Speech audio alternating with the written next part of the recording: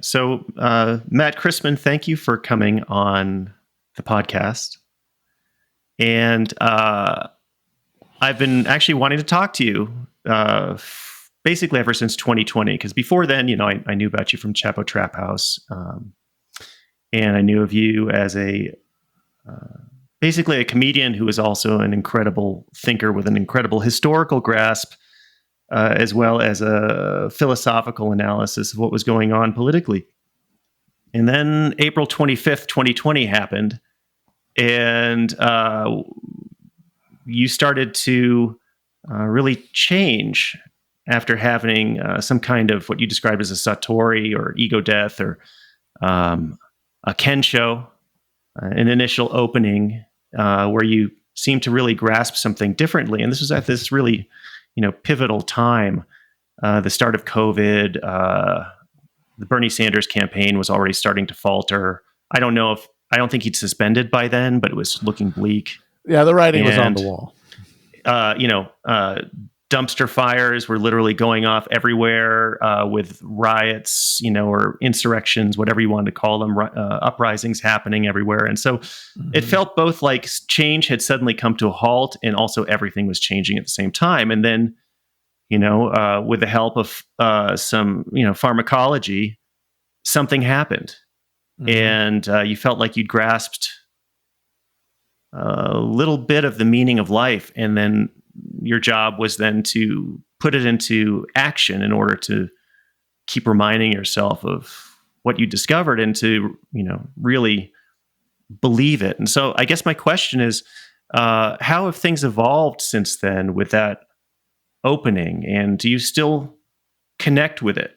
Do you still kind of feel like it's a continuum with now? And how would you say, just in, meditation practice or philosophically, spiritually, religiously, where are you now with that compared to where you were at that opening?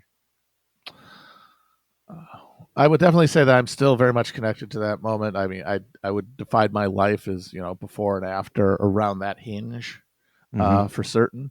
So, but of course, over time, things, you keep living this life within the constraints that are,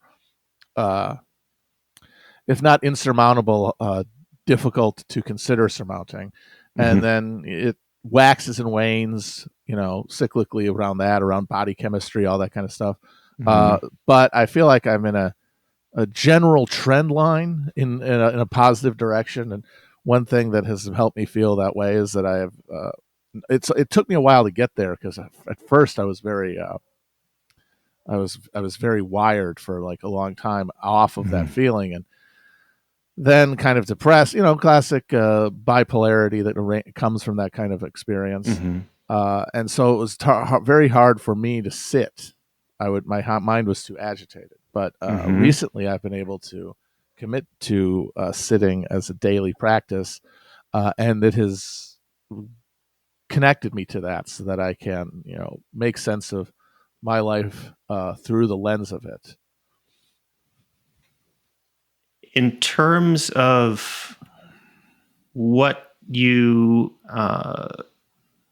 originally realized at that moment versus your sort of intellectual understanding, has that changed? Has that evolved? Or has that more or less just kind of been elaborated upon and solidified?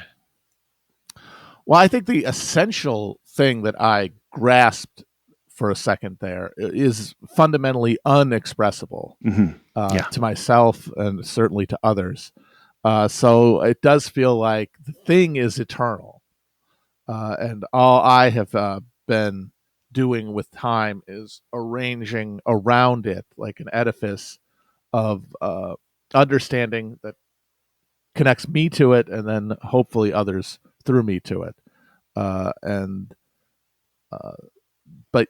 yeah, it feels like it will never be elaborated, so it's a process of filigree to an extent. And repetition, right? Because it's it's really repetition, which seems to give us meaning with these things, right? It's if it's a one-off thing, then it just becomes essentially objectified. And that's one of the things you said. I went back and listened to those early podcasts starting then. You stressed how if you don't believe a thing unless you act on it, and acting is the belief itself. And so practice is the belief. And it's in so many ways, one of the things I connected with was that connected both to this idea in Soto Zen of just sitting, that enlightenment is imminent within all of us, like Buddha nature, and that sitting with the correct posture is an expression of enlightenment. That there's not you do this and then you get this transaction, right? This that actually. Enlightenment is when you actually allow the moment to actually be complete. So it can't be complete until you allow it to be complete with nothing else. But of course, you have to show up, right? And then it also really most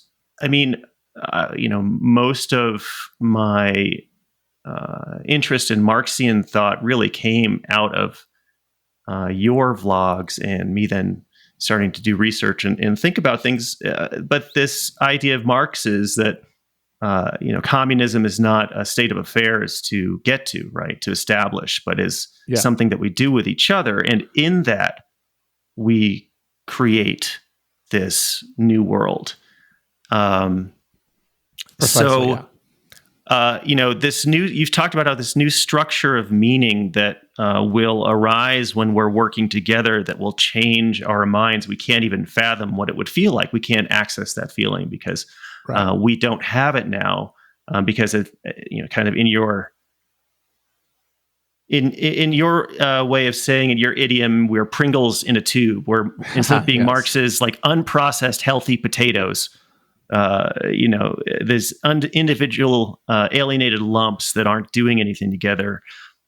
We've now been processed, and we're also useless, but we've also we have even less to work with. We are so transformed and so jam-packed together, but also isolated that,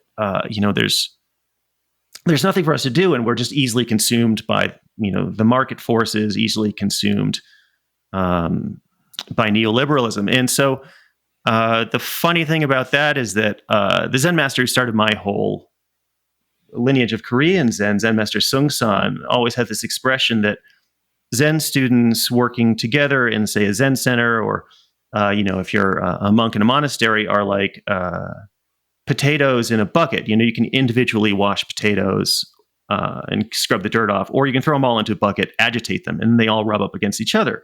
And you rub up against each other. And you learn the limit of your ego, and then you also, that friction, that the realization that you need to live with these people who are also complete pain in the asses and intolerable, but you also, but that also living with them and rubbing up against them and being annoyed and infuriated and confused all the time among other people is the only way that you all create this solidarity that then is required in order to be able to do this thing, this crazy thing that is hard to believe in, whether it's getting enlightenment or, living in any way that's counter to the current world, glide path, the path dependency that we're all on, which is to consume until death. Yeah. So, what do you see as ways of bringing these, returning these Pringles into potatoes and having us rub up against each other? Because we are so alienated. It seems so bleak. We are even now, just in our cars. Public transportation is dying. Public spaces are dying. The only places that we are together is virtually, and we're not even really together then most of the time. Most of the time we're just essentially signaling what we want. So, do you think that, say, intentional communities or ways of, being in solidarity and sort of forcing it, right? jumpstarting it, bootstrapping communism, right? Through the primitive communism of these communities, such as monasteries that have lasted. Do you think that is something, there's something to that? Or that's even something that's like, we can't even do that anymore? I mean, I think we absolutely can, but it's a question of what we mean by we, you know, I mean, it's something that we can collectively pursue, like as a policy of within the framework that we currently have? Probably not. But is it something that we can, in smaller groups, come towards just through the trial and error of living? I think is something else. So, with all these questions, I feel like I have reached a real impasse with my specific craft, however you want to call it, which is that I am speaking to people at a level of abstraction where the meaning behind these like specific questions of what to do with your life is it's too great to apply, you know, because there has to be a generalization to be relatable, you know, on a media platform. And I think anything that is reproducible and reifiable out of that ether is going to be structured by the commodity form, by all of the things that structure all of our institutions of consensus reality building. But what people can pull out of daily experience, where they are hitting actual potatoes as opposed to going online, which is no matter what always as an encounter with the self alone. Out of those encounters, things are going to emerge, possibilities, things that seemed impossible before an encounter and now seem like something that you could conceivably do. That possibility lives in every moment with every person. But prescribing specifics is difficult, because if you're coming to it from this area, you're going to encounter other people who are they're searching, as we all are on the internet, for an escape, and what was needed is a confrontation. Yeah, it reminds me of another one of Sung San's sayings, which was, war is wonderful, many Zen masters appear. Yeah. Right? Because that's when, you know, the shit hits the fan, is when, I guess the rubber hits the road, right? It's when there's actually stakes, when you can't live life as you did before, and then you actually have to kind of lift your head up, see who's around you, see what your relationships are, and what needs doing. And that does not mean wait around. I think I worry that I'm getting that across, this sort of neutered quietism or something. No, because to say, you know, when shit hits the fan is when possibilities emerge, that's not some distant horizon. That is the current situation that we find ourselves in. Yeah, it is currently, the fan is in the shit. They are connected. There is no longer an anticipated event. This is it, and so that means every fucking day there is a possibility. But I feel like I cannot responsibly prescribe what that is from my disconnected position. Yeah, and I mean, I guess where I've been and what I've been torturing myself with endlessly over the past few years is just feeling like I'm in a room with, you know, online, a room with, like, you know, and I'm even a DSA member, but, you know, I mean, it's like you go to a meeting to go to more meetings, right? And it's kind of like, I mean, I've got a busy life. I've got, you know, I run my own health practice. You know, I've got all sorts of hobbies and a family and children and all that sort of stuff. So it's like, I feel this, like, you know, useless guilt of like, well, what can I do besides support and that sort of thing. But, you know, sometimes online, I just feel sort of like we're all of these people just wandering out of room, holding our heads, screaming, "What is to be done?" Just walking past each other, Yeah. And so, at the same time, just this, your concept, if I understand it correctly, your concept of the grill pill, of grilling, of really investing in your life and your relationships, in essentially, it's like, um, training yourself to be a complete and functional person, until you do know what you can do, because there are literally a million things you could do.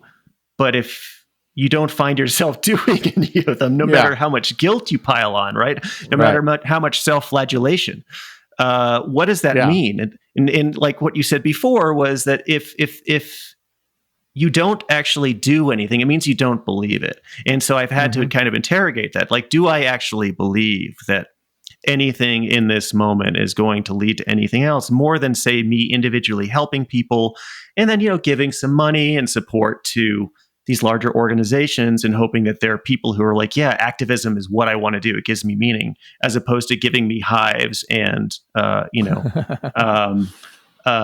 Tourette's tics and stuff, which is like, what happens when I'm like cold calling, or, and so, I don't want this just to be, an excuse session for myself, but I do really feel like the grill pill idea of, if you don't know what to do, then just do what you're doing the best you can right now, and be prepared. I don't know what else to do.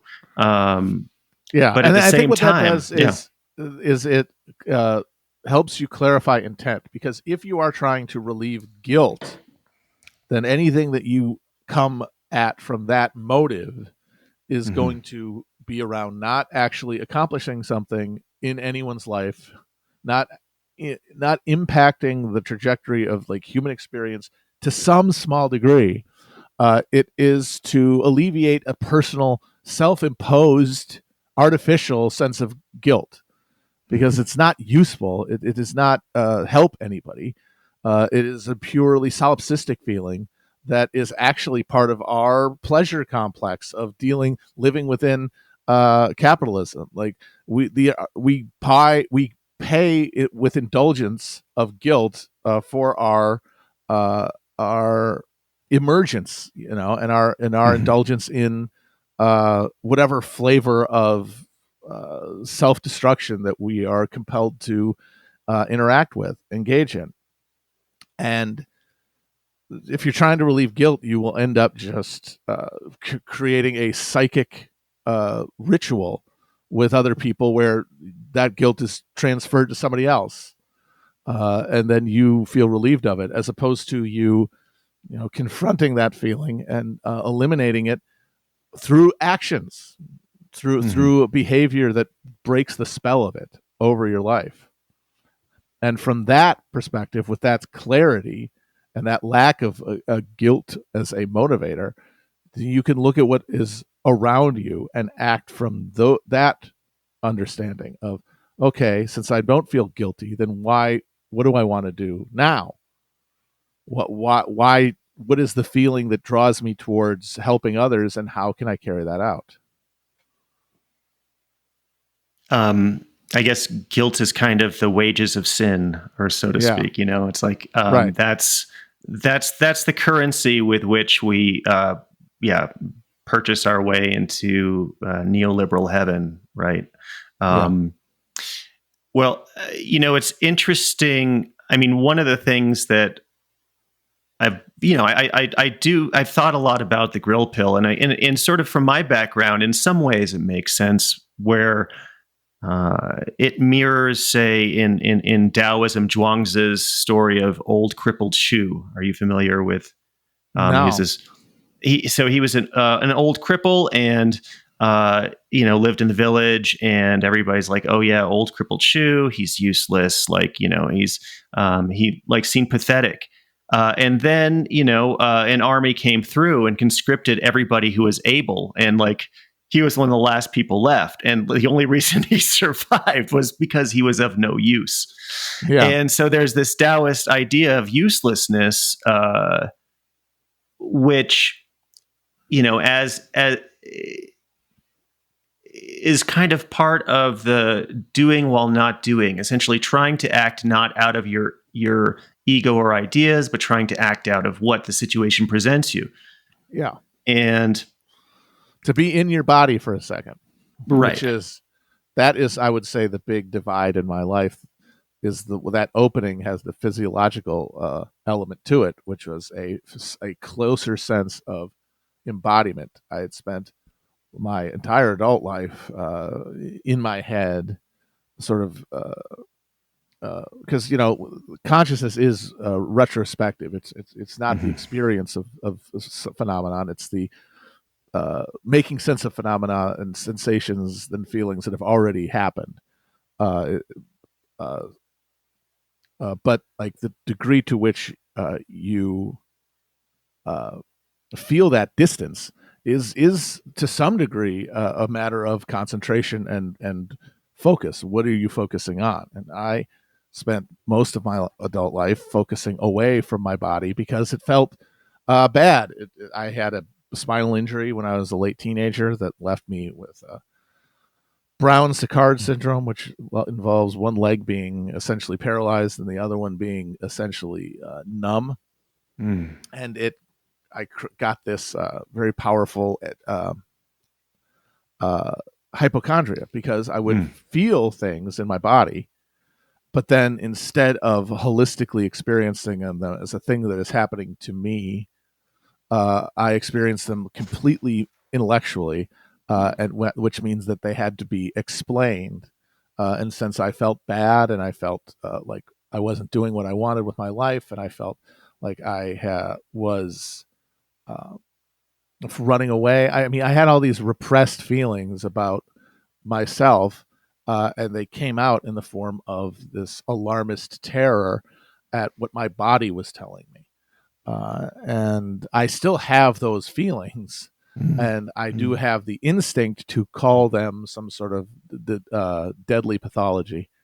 But by being more in the body and like being more conscious of the feelings in my body, this individual feelings become less alarming just because I understand their emergence greater than if they're just showing up, on a console like a blinking red light, which is how I experienced them before.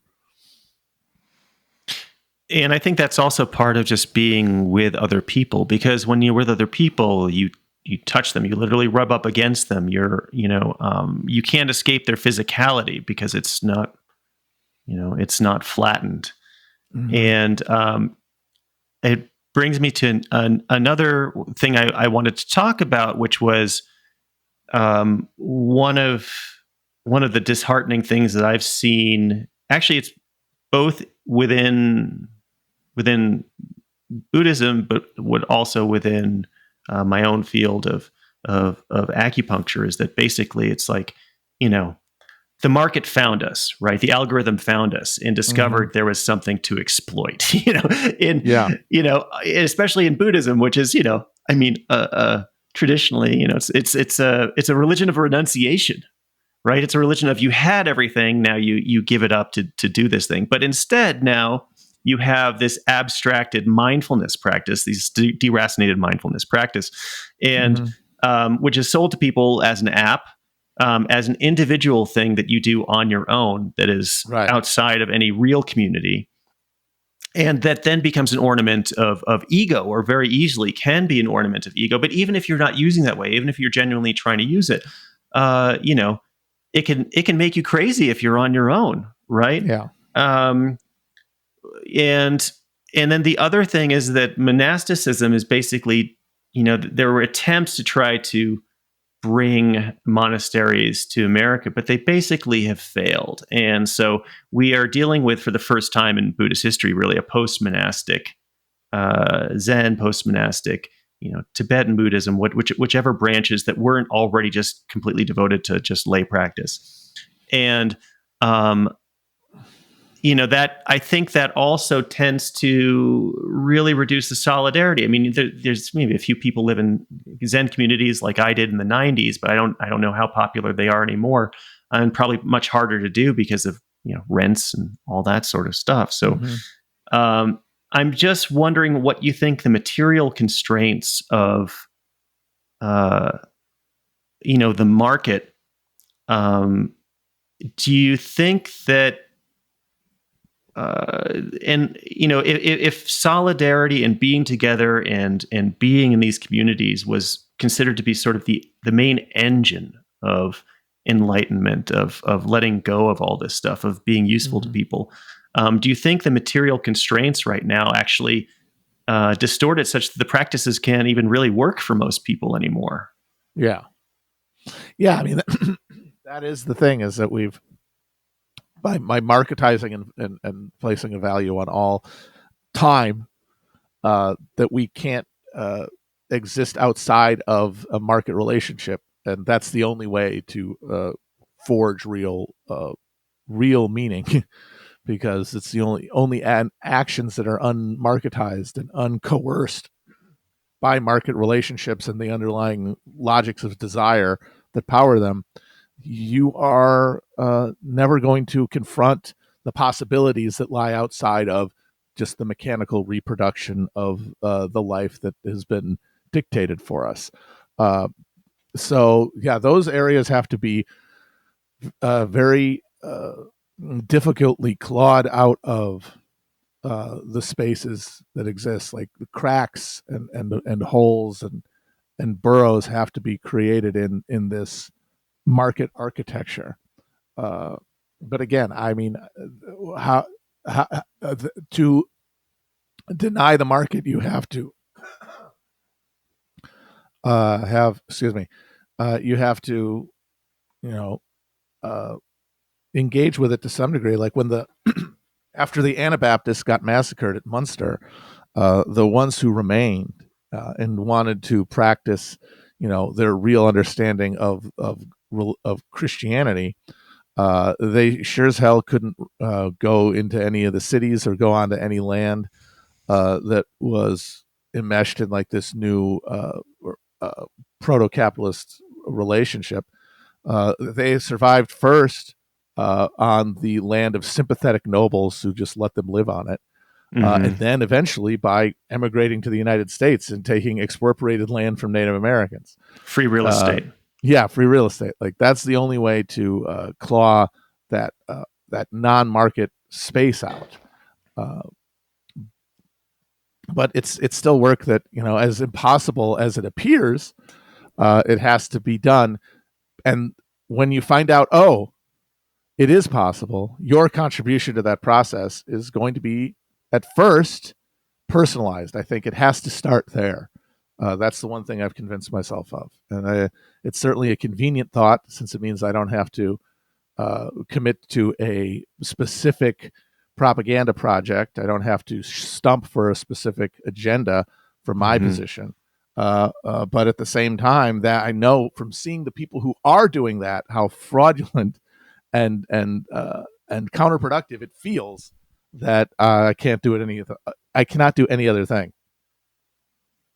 Which part feels fraudulent? The stumping or the not stumping? The stumping, like just every project that has emerged in the post-Bernie era that is reproducible in the media sphere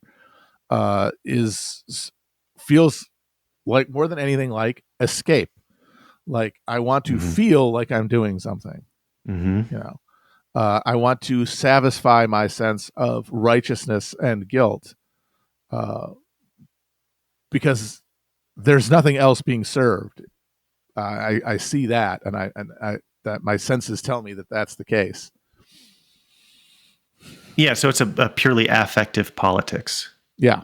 I mean, not necessarily. That's not what people are trying to make it. And like, I'm not saying that intentions are not often good. I'm just saying that those are the only intentions that can be sustained. Those that can be magnetized around into groups, because intent is what defines our relationship to these questions, and the intent to be online is the intent to escape. Do you see anything on the horizon?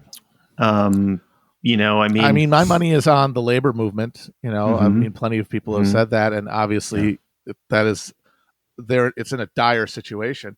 But to me, when I think of where is a situation, and it's very funny, just trying to start from basic principles, you end up back at the foundational insights of Marxism. Is where is the site of contestation where the human subject is forced to interact with their fellows, forced to deal with personal conflicts to collectively get a goal reached, and where the stakes are high enough to strip away purely ego-based and purely affective desires. And the answer is in our workplaces. Not just there. I think, tenants organizations, things like that, but collective encounter with oppression, collective encounter with exploitation is where these cracks emerge, because you become alienated from your alienation together. But of course, we had a labor movement that emerged out of that process, and it was co-opted and defeated and neutered and is currently moribund. And now we have a completely new relationship to labor and to each other, where class is no longer a lived condition. Even though it's the condition that defines us, we cannot reproduce it in our culture and in our concepts. It's the one element of identity that is unspeakable because it is different, because it transcends the other categories. That's the reason that we cannot be organized around as a way of thinking of oneself or others. So in that respect, the old roadmap is, from that original insight, is no longer useful. But as always, we will build a new instructional apparatus and new maps as we progress.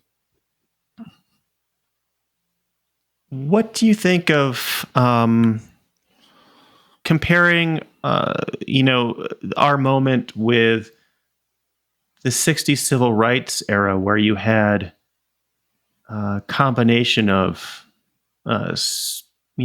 religious leaders, the Reverend Dr. Martin Luther King, coming out of the African American church, coming out of, this Protestant framework, but also with a huge contingent of also communists and socialists working with him to create this change. And so it was this, this religious solidarity and this class-based solidarity. And really, of course, he didn't actually get assassinated until the class-based stuff came more to the fore, the Poor People's Project. And that's really when, CIA or the FBI pushed the button or whatever. But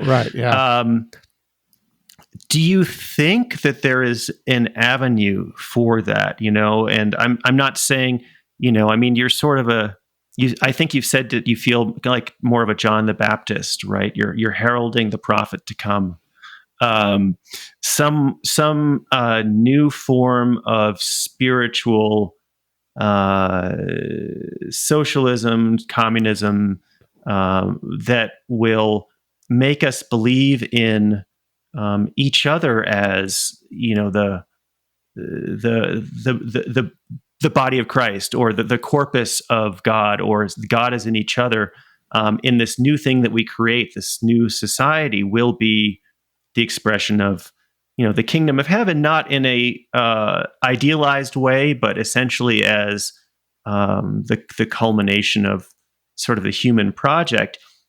Do you think that there is any way for something like that to be sort of consciously or programmatically created or nurtured, or is that just kind of lunacy? Or could you see a grill fest or KushCon on the horizon? I mean, I don't want to get into that because it traditionally has not gone well. And Yeah. again, I think it's an attempt to sort of escape from the challenge of looking at your own conditions, which are, for very good reason for many people, otherwise unconfrontable. Uh, who knows what the future holds? I mean, I have given up making any attempts to predict anything because I am so now hyper aware of the role that my secret desires play in imagining futures, and how much I can't really at this point pinpoint where those are coming from. So I don't want to, step into what seems to be a transcendence, but is actually just an ego soak. So that's why I try to just, live in the now, man.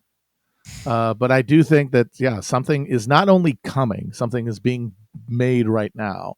But we now live so disconnected from one another.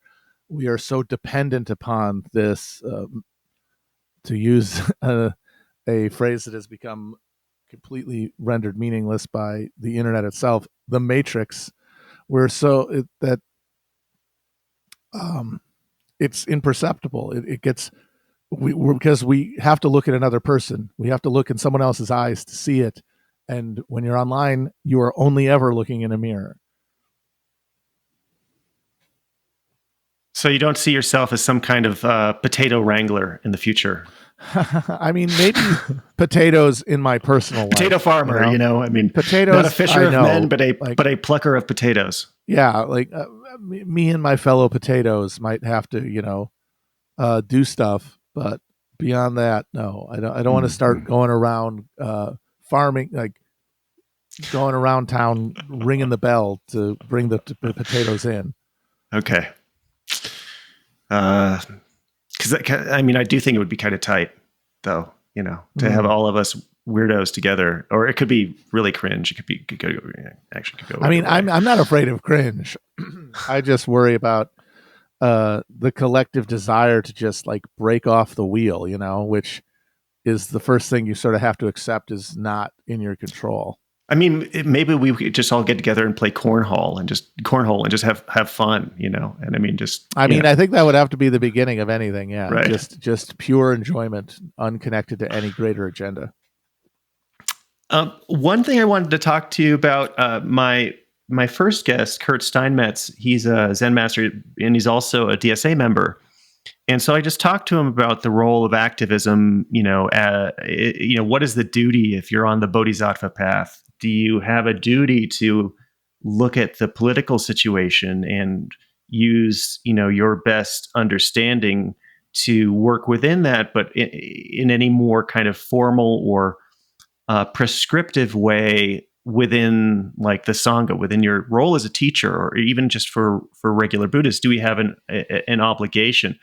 And his response was that he thought compartmentalization was not a bad thing.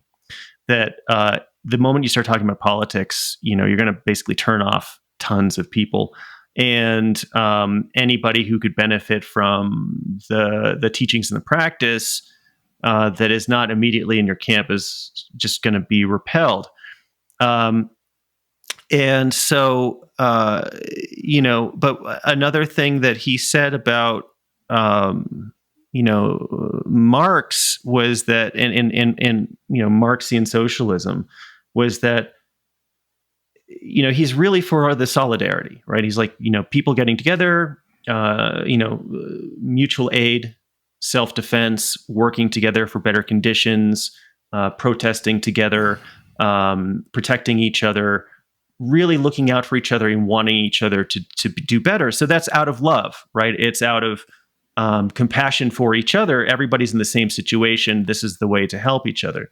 But he has a problem with this sort of reification of class war, as essentially you need to have this transcendent, or this other one. Transcendence is maybe the bad word for a materialist philosophy, but you need to have this other to rail against, right? And that to stir up your to stir up action, which, I mean, I know it's always a kind of liberal and right wing critique of revolution is that basically it just creates more problems. That the goodbye to the old boss, meet the new boss kind of thing, or that the violence leads to reprisals, leads to counter revolution, leads to all sorts of problems.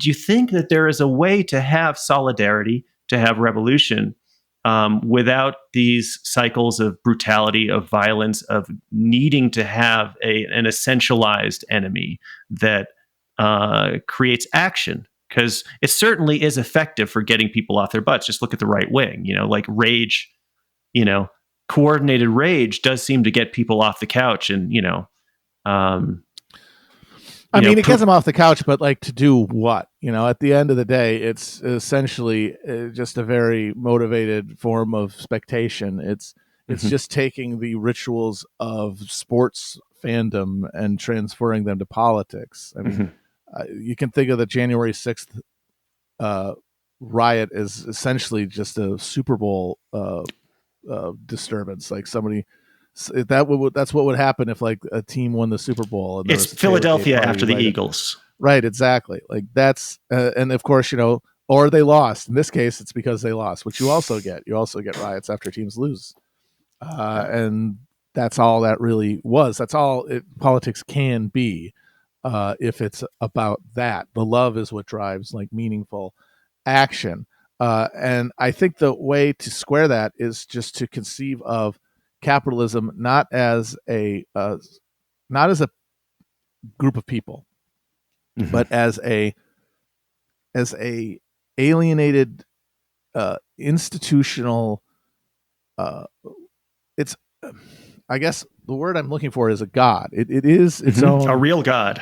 It is a real god that has a real power in the world, and that is the enemy. No human is the enemy. It is that must be defeated, and it is really a battle of the human race and life itself versus this death god. And yes, that involves having conflict with people who are in positions within this system. But not with them as people, but as unknowing and unwitting to some degree or another, acolytes of this being that must be confronted. And we might never get to a abolition of class, not through like the civilizational framework that we're currently living in, but that struggle against that enemy is the engine of awareness of solidarity, awareness of human and not just human, but biological solidarity is realized in the realization about what is human and what is life versus what isn't, which is above anything, the value form.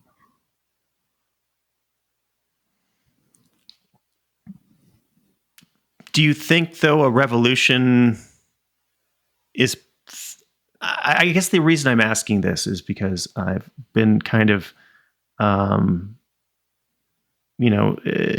up against or, sort of having rhetorical arguments back and forth in my mind with one Buddhist teacher that I really enjoyed reading his work, but he said that he declared himself an anarchist, that he was against revolutionary socialism or communism because that involved changing human nature and required changing human nature in order to succeed, which he didn't. I mean, yes, it does, but I think that is absolutely true. But human nature is indeed changeable through human action. Like the what we think of as human nature is an artifact, a encrustment of centuries, generations of class rule, creating class identities that are fundamentally in imagine themselves to be in fundamental conflict with one another,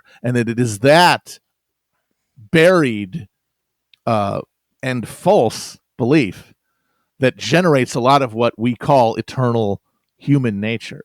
But those class relationships break and are reformed, then what we thought of as natural also changes. So human nature basically is essentially contingent. I mean, there's some. I mean, it's biological limits. It has to be, yeah, exactly. There's biological limits, and it can't be changed overnight. And it has to be, and it can only be changed by changing of alienated institutions. It's not just humans having changes of heart. It can't be. It has to be systems of relations, human relationships, reproduced through institutional reinforcement, bringing people into life with an understanding of how you relate to one another. That is not the will of individuals. That is the manifestation of a mode of production, a mode of economic life. That is what gives life and meaning to that change. So, that's why I would not call myself an anarchist, because while I understand what that the anarchist grasping towards, I do believe that our material constraint as individuals, the fact that we can only know each other through the mediating institutions of life, means that it is those mediating institutions that hold the change. It's not us. We just are vessels for it. And so those things have to change to create the new sort of human social relationship. And it requires hierarchy to a certain extent, right? Which is the other difference, right? You can't just have it does. institutions that are totally lateral, which is probably why monasteries have survived as utopian projects where all these other ones have fallen away. Yeah, no, there has to be and the anarchist reaction to the concept of hierarchy is based on the misconception that hierarchy in a class society is the definitive meaning of hierarchy. Like what hierarchy or a feudal in a class society, right? What hierarchy in a class society does is it does not just put people in like a chain of responsibility for one another with decision making sort of like brought to specific points where it can be executed, which you need for any sort of a systemic efficiency. I'm sorry, anarchist. But the thing that what does not adhere to that position is extra power, extra humanity, basically, extra control over the world than somebody who is lower on the totem pole. Right. And as long as you're in a class society, hierarchy will by definition involve those things. But if you socialize production and utilize the technological capacities that we absolutely have already at our disposal to distribute relatively evenly the necessary unpleasantness of life, the necessary unpleasantness of being a human and extracting sustenance from the world around us, then hierarchies can persist for the efficiency of systems within a greater egalitarianism. That, I think, is the thing that anarchists cannot countenance, but their fear of the corrupting influence of the hierarchy comes from their belief in the persistence of these ranked humanity that's embedded within it. And that's the thing that's supposed to square that, the thing that's supposed to transcend that is technology, is what we have accumulated technologically and how it can fill those gaps without needing to reward the hierarchy. Because that's the thing. To be higher in a hierarchy is to take onto yourself responsibilities that are unpleasant in their own way, the same way that menial labor can be unpleasant. And there has to be a consolation for that. But that consolation is only necessary because of the alienation inherent in being higher in a hierarchy. The greater degree of difference, of loneliness, of separation from your fellow humans. And if there is not that, if there is nothing in the social life that reproduces that sense of alienation, then a hierarch hierarchy can be filled with people who are good at things, have abilities and interests and aptitudes that allow them to execute certain positions more effectively, and they can gravitate towards them. How do you think you get around? And I know this just comes from this new structure of feeling that we can't even access, that happens after we've already gone through the gauntlet together, and all become war buddies in the in the post-capitalist world, whatever that looks like. But how do you keep sociopaths and psychopaths from populating the higher offices like they always do, and narcissists? And how do you keep everybody else from basically using these hierarchical structures essentially as labor-saving devices, so that you don't actually have to check what's going on anymore? Because that just seems to be like, that's what we do, right? It's like, oh, great, there's other people that are doing things. I'm going to do the very minimum so I can just live my life. Because of course people want to live their lives. You don't want to have to know every single thing. You don't want to have to carry around your pocket constitution and read it so that whether any single thing that is being done is in accords with our values. And so, I guess, is that just by distributing, a confederacy of smaller hierarchies on the local level that we create that are, fluid and locally controlled?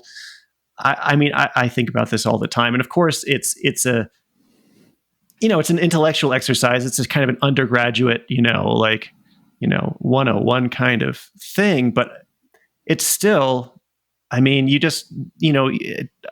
listening to the Fall of Civilizations podcast, and it's just like, the cyclical nature of how these things happen.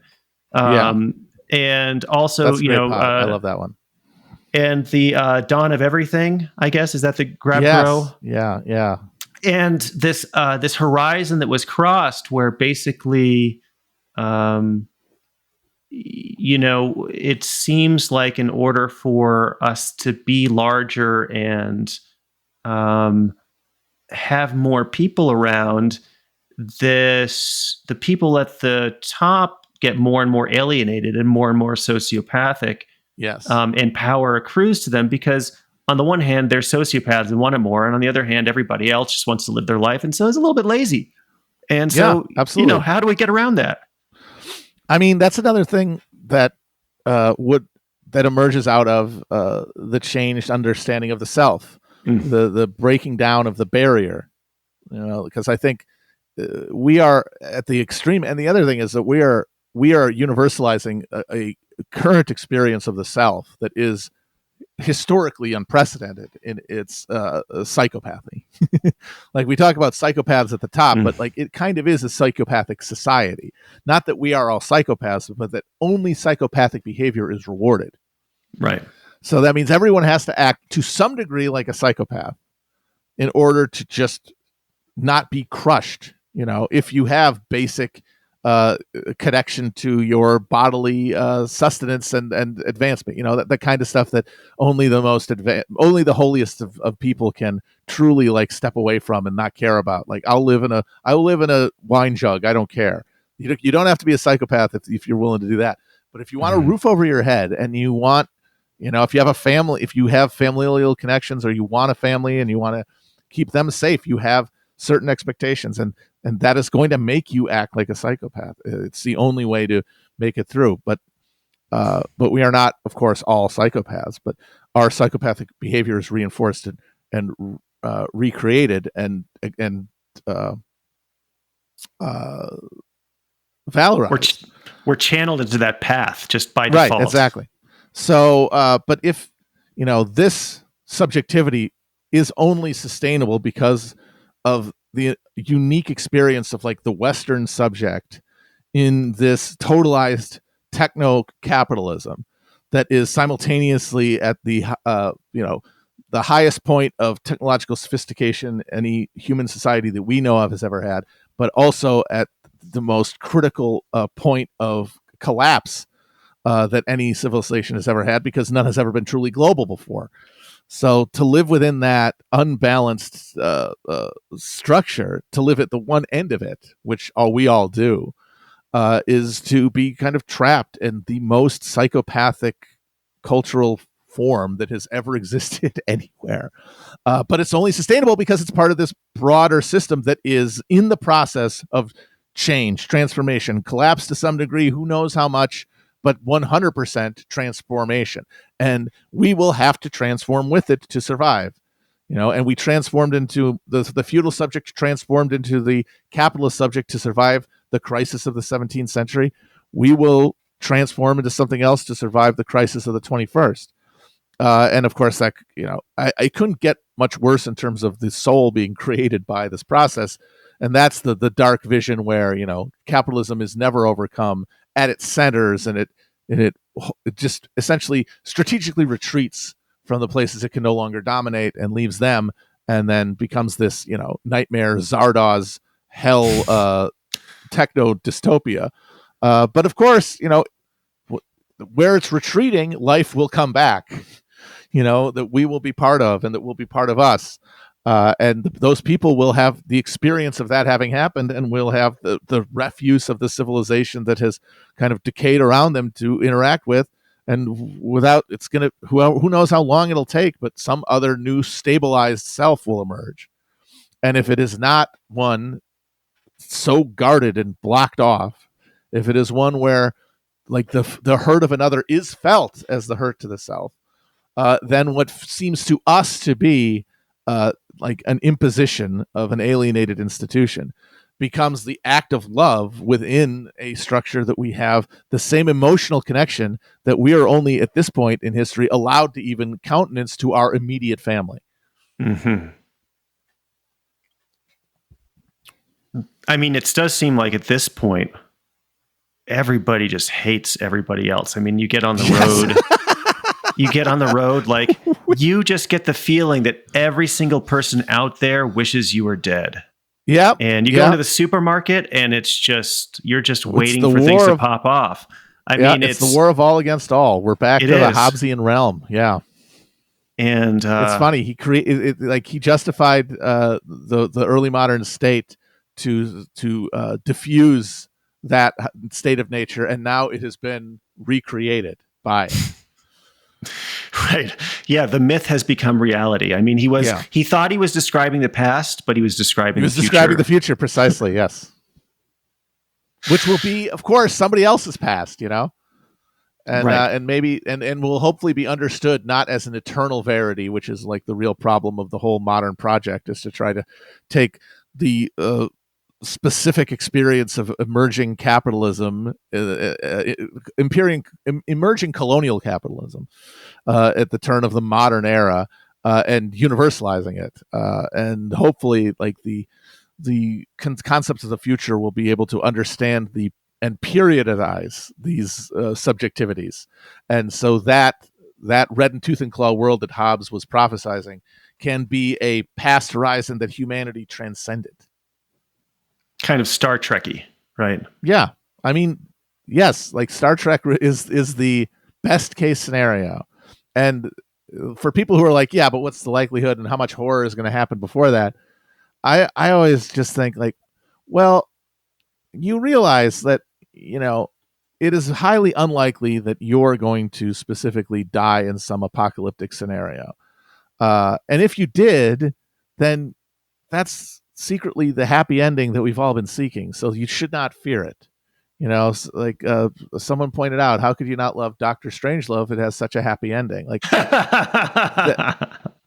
the collective annihilation of everything is the same thing as the apocalypse in its positive version as well as its negative one. Like it is us as the last. It is us individually as the final and therefore the totalization of humanity, which is all that we as hyper isolated psychopaths can conceive of. But if you get rid of that and you say it doesn't matter what's likely to happen, I mean, you're still just going to die. We're all going to die. After that, people are going to live and die as they have historically.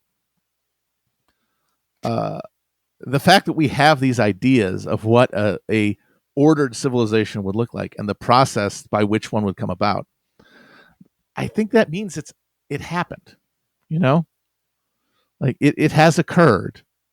And the only reason we're even here to think about it is because we are essentially in the backwash of it, because consciousness is retrospective. Collective consciousness, species consciousness is ultra retrospective. It is looking back from a position of totalization, of enlightenment, and then through the past making a narrative out of what brought humanity to that point. And we are living through that process.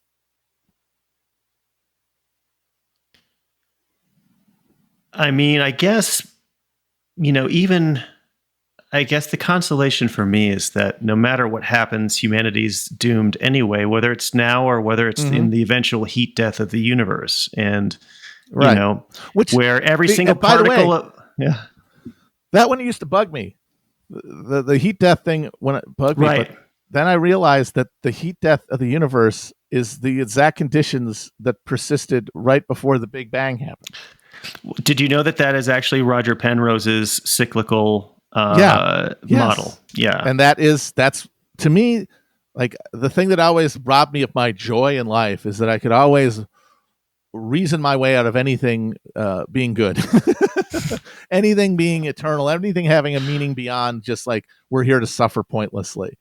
And one thing that has helped me in the last couple of years is that I have now realized how cramped and pathological that thinking was. How it was not rationality. It was not logic. Right. It was a self-motivated, self-destructive warping of that, which is all we have. Which is like that's why the rationalist positivist dream is an unfolding nightmare, because our reason is motivated always. There's no such thing as unmotivated reason.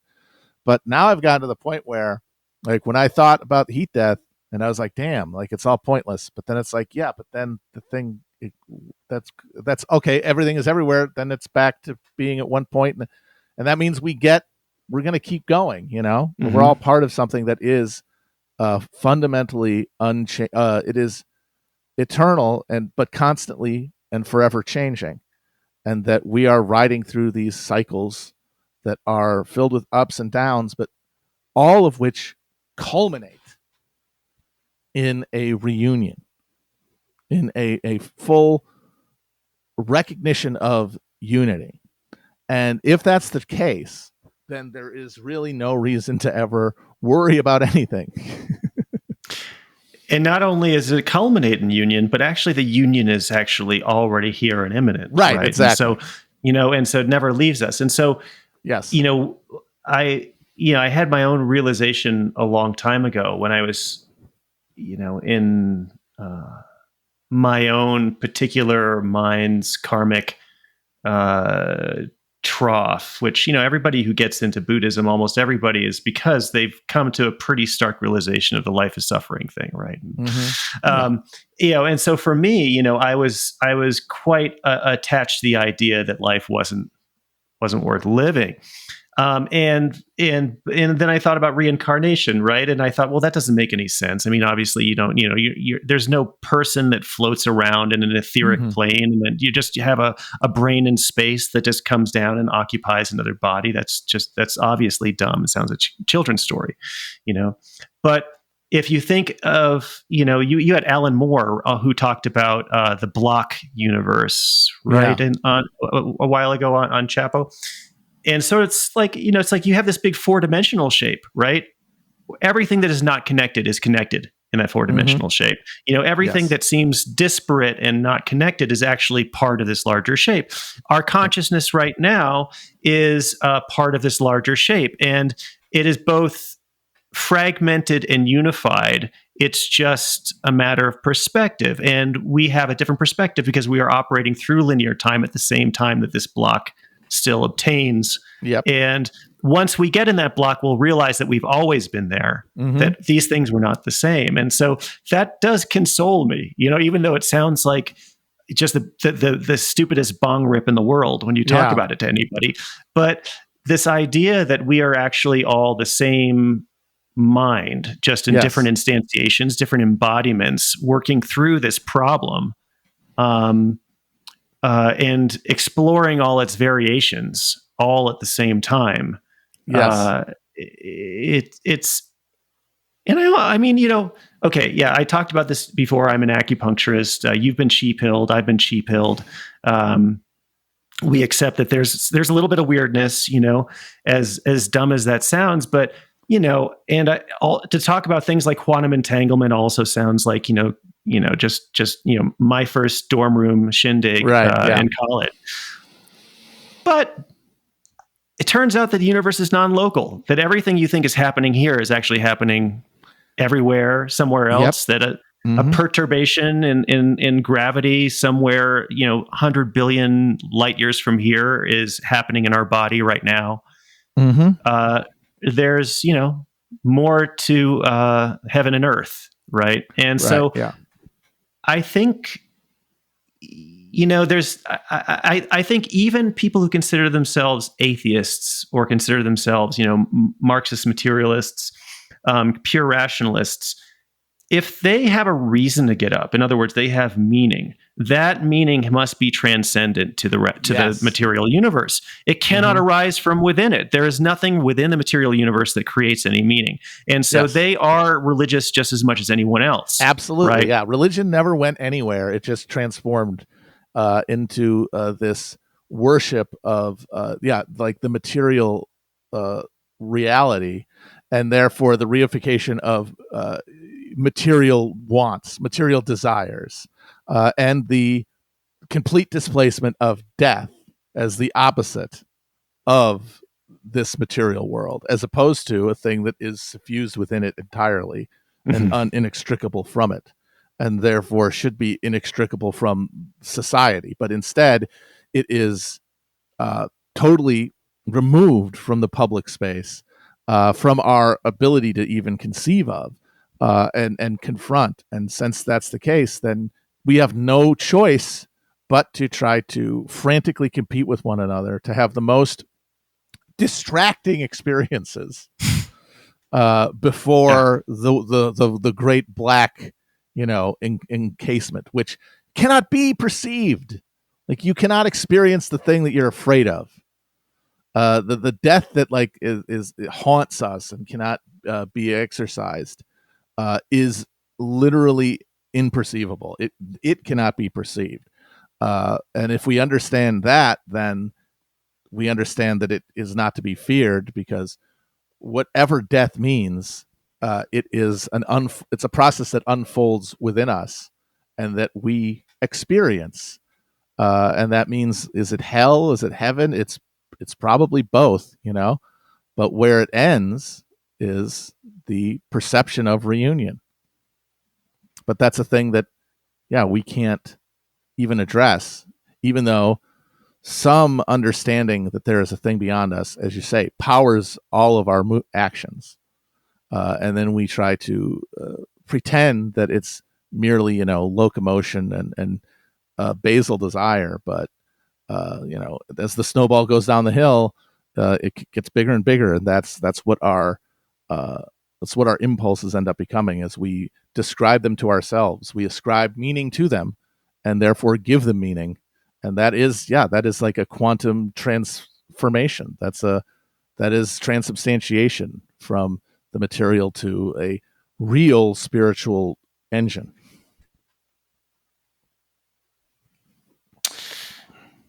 Yeah.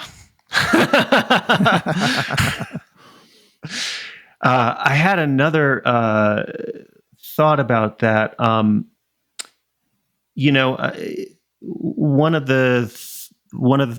always thinking about, okay, what these myths of heaven, hell, these ideas, the afterlife, that as much as the Catholics do, the Tibetan Buddhists have these extremely Baroque ideas of like what hell is like. It's quite similar. But for me, I mean, the thing that we fear really is that whatever feeling we feel, at any particular time, if it's not a good feeling, that it will continue forever. Yes. But of course, nothing continues forever. Nothing continues forever. But what if you're just the most miserable son of a bitch when you die, and you're also in pain, and you're alone, and you die, but it's just like you enter this event horizon like a black hole, and that feeling in your perception lasts a long time. As that DMT kind of puts you through the tunnel, that feeling elongates. And so hell is basically that stretched moment of time where you're experiencing, a kalpa, an eon of this feeling before the light finally totally blinks out. And so, of course, the solution to that is, to do good stuff, to have people around you, to carry that into that moment. And then there's, nothing to fear. And solidarity, alienation is what makes all other pains worse. Yes. And so no matter what pain you're feeling, if other people have it with you, then it's not that same pain. And then death is not the same death if other people are around you, and it makes sense. Yes. And that's the sort of tragedy of what we've really lost right now. We can only have that with family for the most part. Yeah. And and then it makes it's like some of us have embraced the logic of civilization is me versus everyone, which of course that does lead you to being alone and miserable, but in the meantime you can have all those distracting goodies, but if you don't want to do that, if you're not quite that psychopathic, you can have the family, but then that creates this dynamic of your family against everyone else. Yes, right, exactly. And that's what you see in conservatives. It's like I'm a good person. I love my family and I take care of them, and we are going to kill all of you if you come for our food. Yep. Right.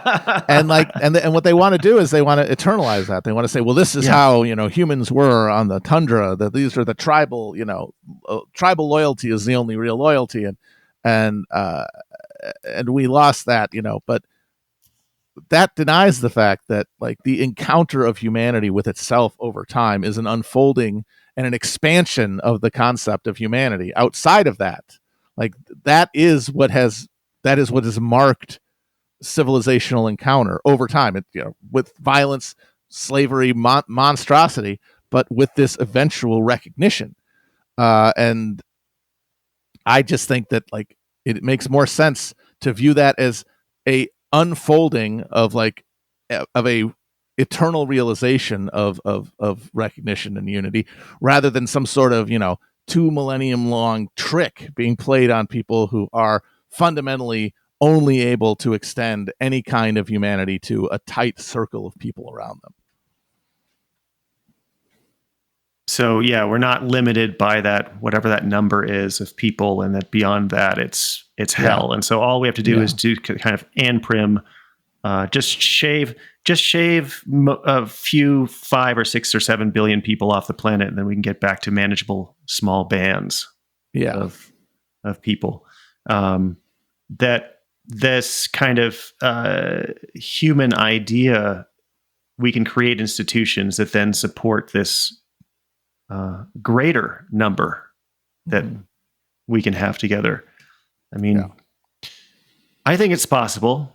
I don't know what to do about it right now, but the world may tell me one way or another pretty soon if what I'm reading about climate data is correct. I mean, we're all going to have to keep. We're now going to have to try to orient ourselves in alliance with the most people we can find, one way or the other.